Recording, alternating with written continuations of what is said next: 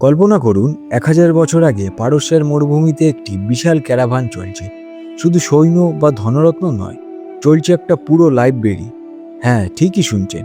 আর সেই লাইব্রেরির মালিক একজন রাজকীয় মানুষ, যিনি বই ছাড়া এক মুহূর্তও থাকতে পারতেন না। তার নাম আব্দুল কাসিম ইসমাইল ইবনে আবদাদ, যিনি সাহিব ইবনে আবদাদ নামেও বিখ্যাত।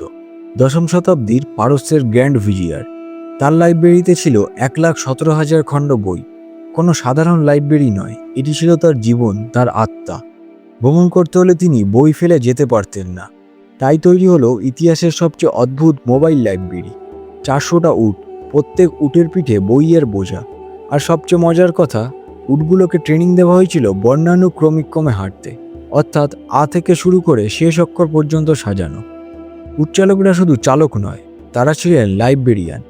ভিজিয়ার যখন বলতেন আমার দরকার ফ অক্ষরের বইটা, মিনিটের মধ্যে উটের শাড়ি থেকে ঠিক বইটা বের করে দিতেন।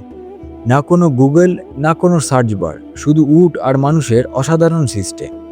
এই গল্পটা শুধু বইয়ের প্রতি ভালোবাসার নয়, এটা জ্ঞানের জন্য কতটা পাগলামি করা যায় তারই প্রমাণ। আজকে ডিজিটাল যুগে আমরা এক ক্লিকে লক্ষ লক্ষ বই পাই, কিন্তু 1000 বছর আগে একজন মানুষ 400টা উটের সাহায্যে নিজের জ্ঞানের দুনিয়াটা সঙ্গে নিয়ে ঘুরতেন।